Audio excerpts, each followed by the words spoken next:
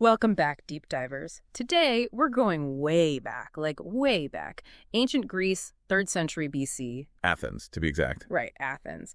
And, it's a time of massive change. Alexander the Great's empire had fallen. Empires are shifting, yeah. The old city-state system is fading. Yeah. And you wanted to explore how all this upheaval kind of gave birth to two really enduring philosophies, Stoicism and Epicureanism. It's fascinating how these philosophies emerge from like such a turbulent period. Yeah. Imagine the anxiety of that time, the search for something solid to hold on to when the world felt like it was like falling apart. That's where Stoicism and Epicureanism come in. Yeah. They offered these different but compelling paths to happiness, Yeah. in the face of uncertainty. And to guide our deep dive, we have excerpts from a book called Philosophia Hellenistica. By J. Cardona. By J. Cardona, yeah.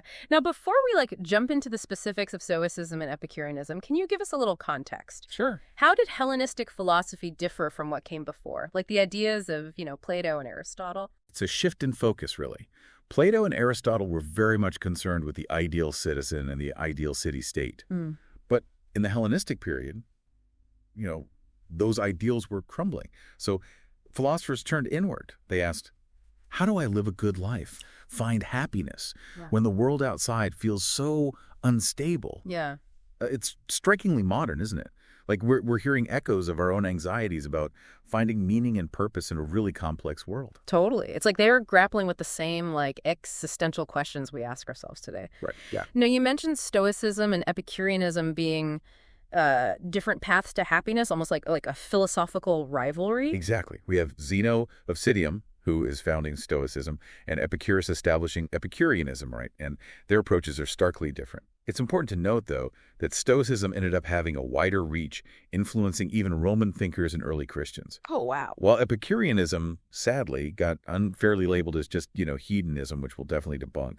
Oh, I'm ready to bust that myth. But first, I love this little detail our source gives about Zeno teaching in the Stoa Poikile, the painted porch. Right, yeah. It wasn't some ivory tower philosophy. It was happening right in the bustling heart of Athens. Yeah, that's a crucial point. Stoicism wasn't meant to be an abstract theory. It was about practical wisdom for daily life. And at its core is this concept of the logos, a rational force that governs the entire universe. So for the Stoics, it's all about understanding this logos and aligning your life with it. Precisely. And they took it a step further. They believed that this divine logos wasn't separate from the world, but within everything. It's called pantheism, and later they'd be called vitalists because of this belief. Kind of a radical idea for the time. It is almost like an ancient version of the interconnectedness we talk about today. Right. But here's where it gets really tricky for me. The Stoics also embraced determinism, the idea that everything happens for a reason, even the bad stuff. Doesn't that clash with free will? That's a question that has puzzled philosophers for centuries. The Stoics had a famous analogy to explain this. Imagine a dog tied to a moving cart. The dog can choose to struggle against the rope or walk willingly alongside the cart. Okay. Freedom for the Stoics isn't about changing the course of events, but choosing your attitude towards them. It's about focusing on what you can control, your thoughts, your reactions. So it's not about passivity, but about finding freedom within the constraints of what life throws at you. You got it.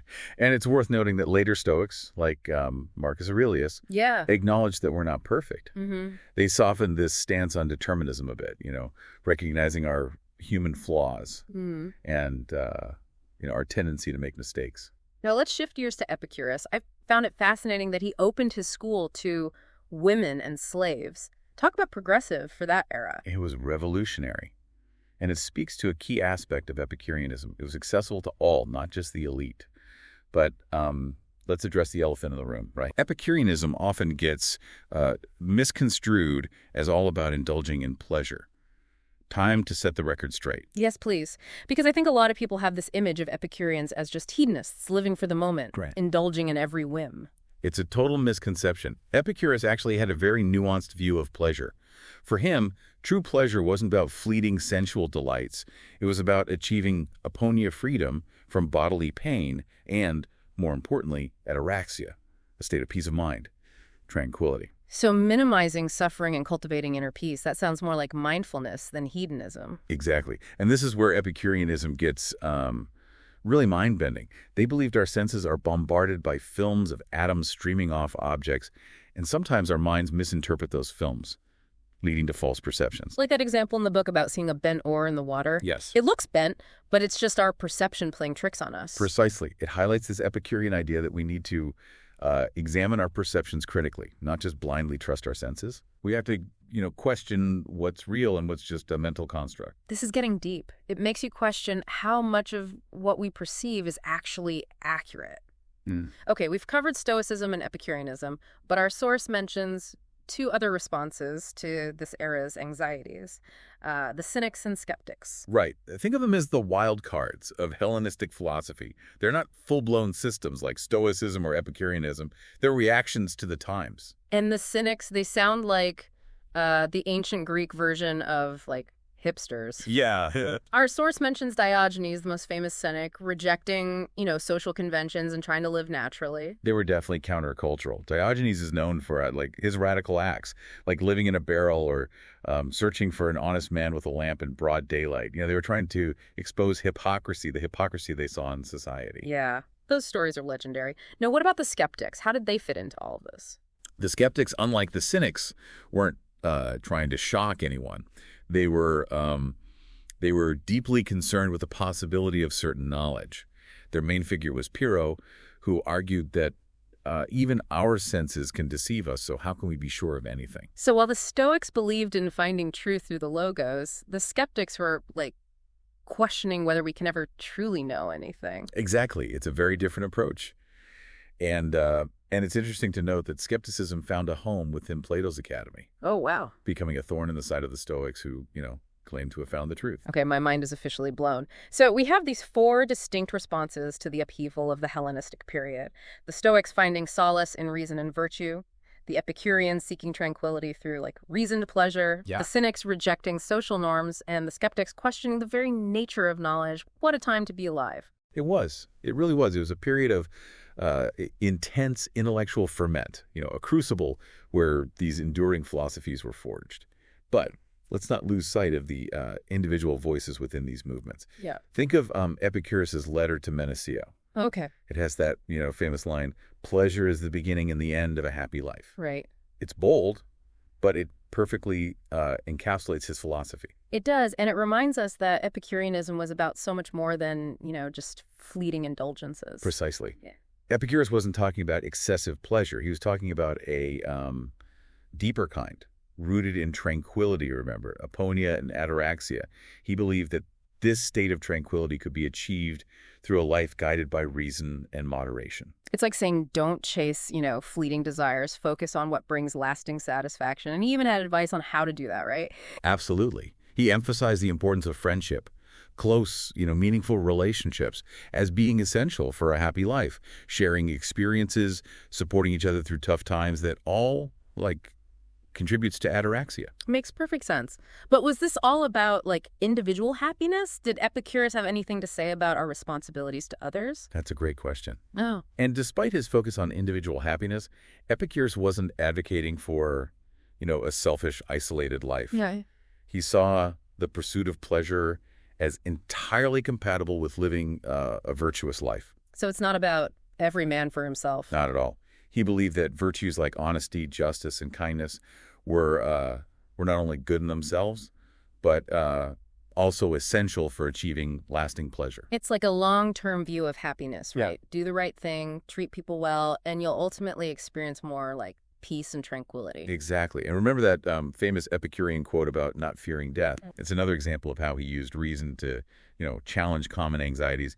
He argued that death is nothing to us because when we die, we cease to exist. There's no point in worrying about something that won't affect us once it happens. It's a powerful reminder to appreciate the present moment. And speaking of powerful reminders, I think it's worth revisiting the Stoic perspective on dealing with challenges. Remember that analogy of the dog tied to the cart? Brilliant, isn't it? Yeah. It perfectly illustrates how the Stoics viewed freedom and control. It's not about, changing external circumstances, but choosing your internal response to them. Right. It's incredibly empowering because it reminds us that we always have a choice in how we react, no matter what we're facing. Absolutely.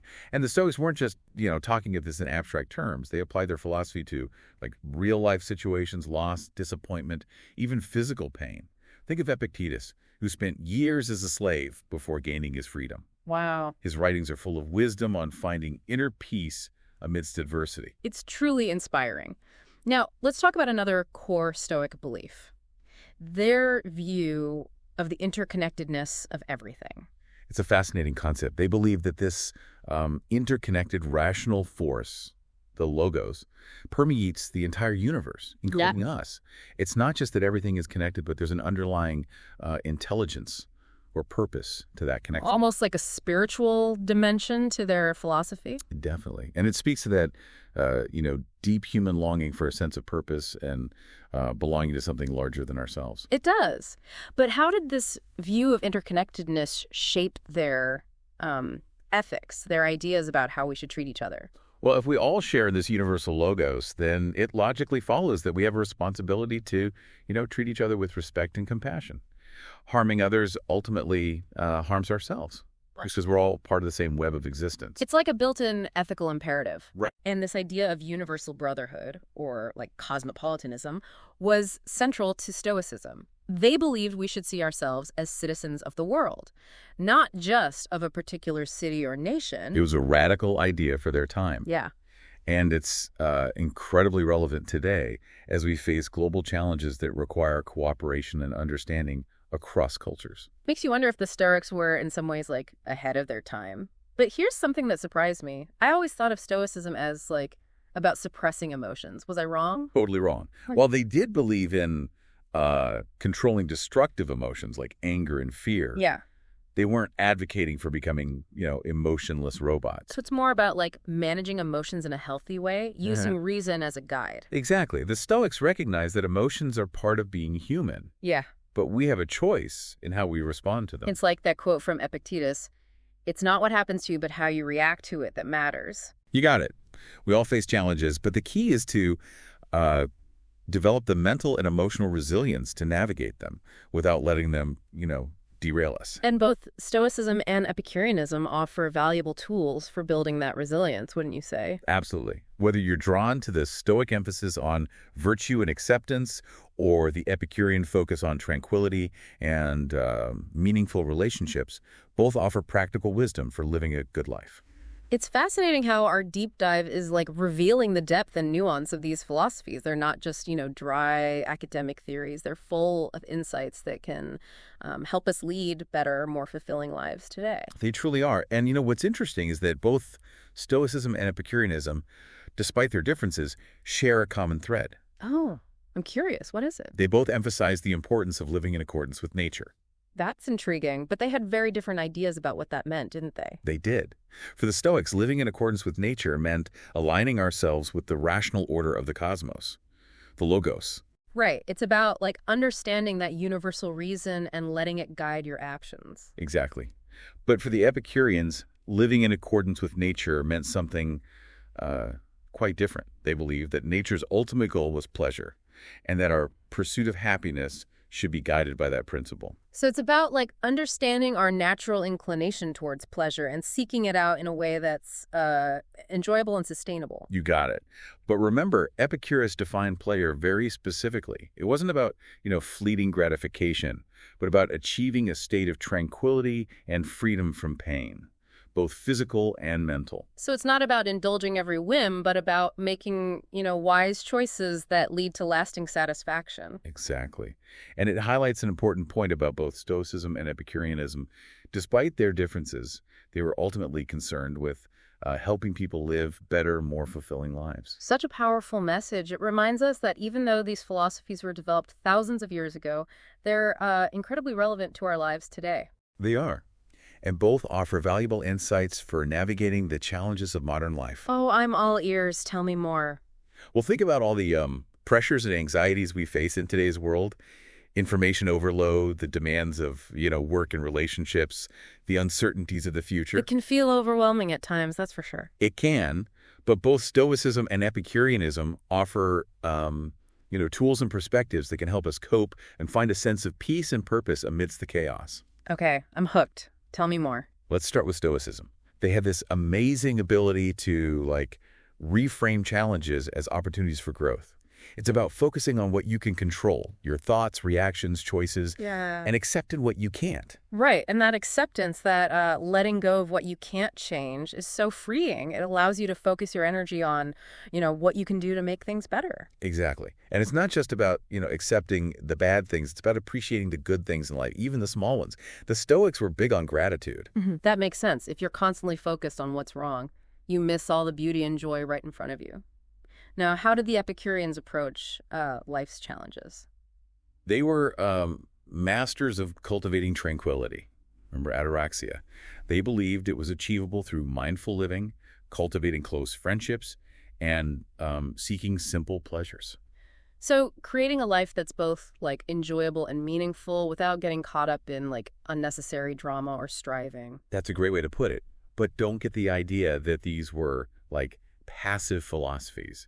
Both Stoicism and Epicureanism were very much philosophies of action. Really? I always thought of them as more contemplative, focused on, inner reflection. That's a common misconception. Yeah. While they did emphasize, self-knowledge, they also stressed putting those insights into practice. So it's not just about thinking about a good life, but actually living it. Exactly. For the Stoics, this meant living virtuously, in accordance with reason and the logos. And for the Epicureans, it meant making choices that lead to lasting happiness and fulfillment. It's like they're saying, don't just sit around philosophizing, get out there and live. And it's amazing how these philosophies continue to inspire people centuries later. It is, and it's interesting to think about how they responded to the specific challenges of their time. Yeah. Remember, both emerged during a period of immense upheaval. The old order was crumbling, and there was a sense of uncertainty and anxiety in the air. Right. The world they knew was falling apart. Exactly. Yeah. And it was in this context that these philosophies arose, offering people ways to find meaning and purpose in a world that felt increasingly unstable. It was like they were providing a roadmap for navigating challenging times. And that roadmap is still relevant today as we face our own set of, global challenges and uncertainties. I think that's what makes these philosophies so compelling. They offer timeless wisdom that can be applied to any situation, no matter how difficult. They do. And both Stoicism and Epicureanism had a profound impact on the development of Western thought. Oh, I'd love to hear more about that. What kind of influence did they have? Well, Stoicism played a significant role in shaping Roman philosophy and law. Think about figures like Seneca, Epictetus, and Marcus Aurelius. Yeah. They were all influenced by Stoic ideas, and their writings helped spread those ideas throughout the Roman Empire. Right.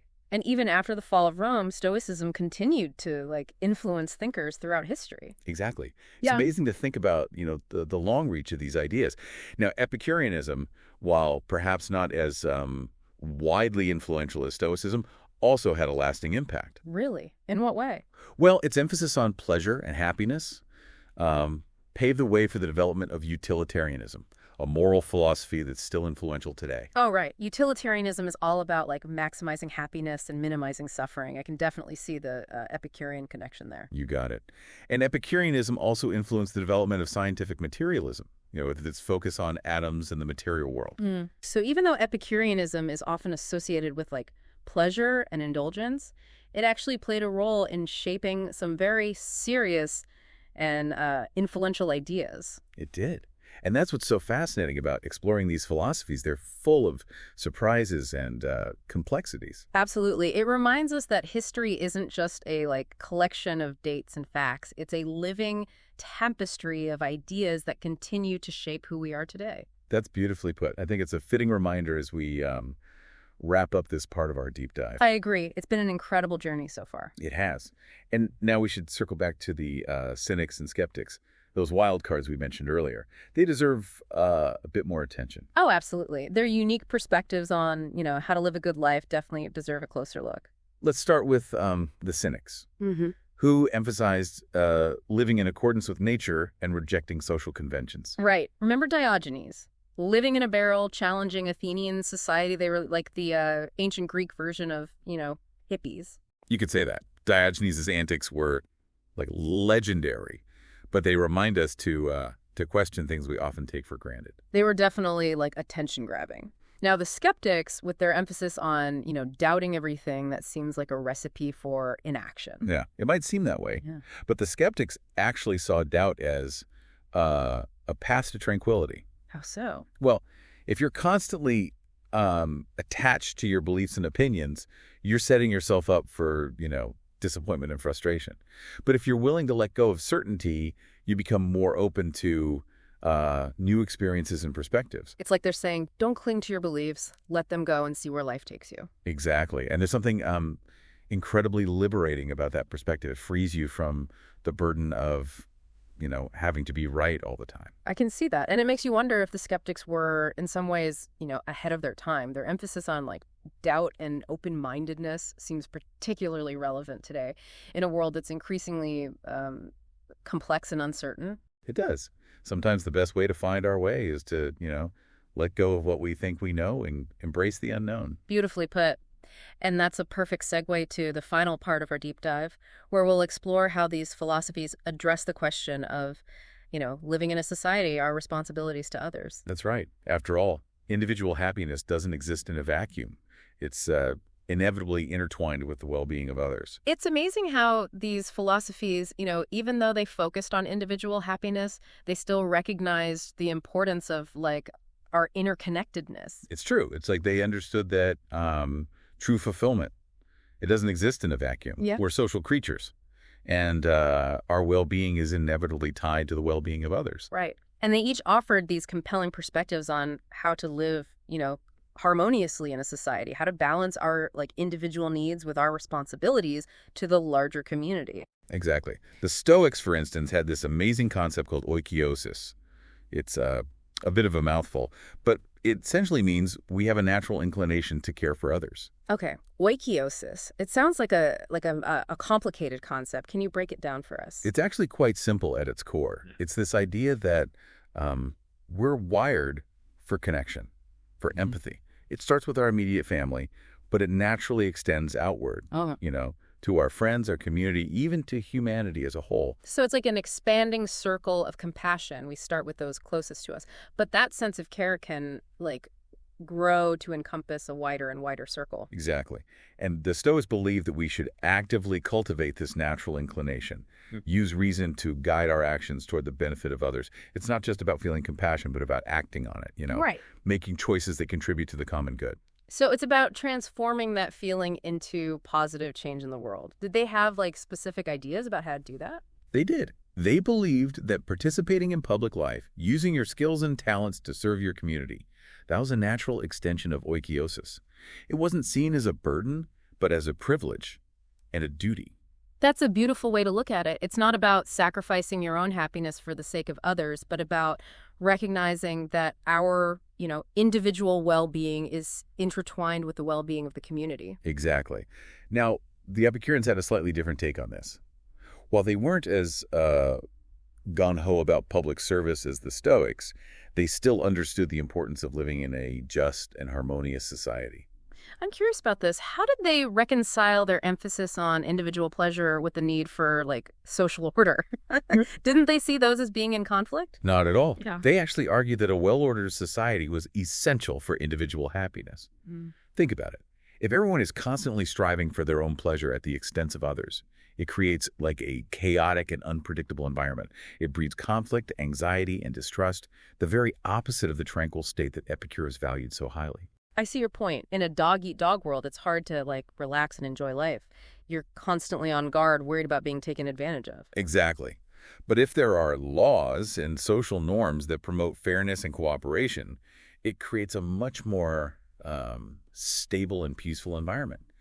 And in that kind of society, individuals are free to pursue their own happiness without constantly worrying about being harmed or exploited by others. So it's like a win-win situation. A just and harmonious society benefits everyone, both individually and collectively. Precisely.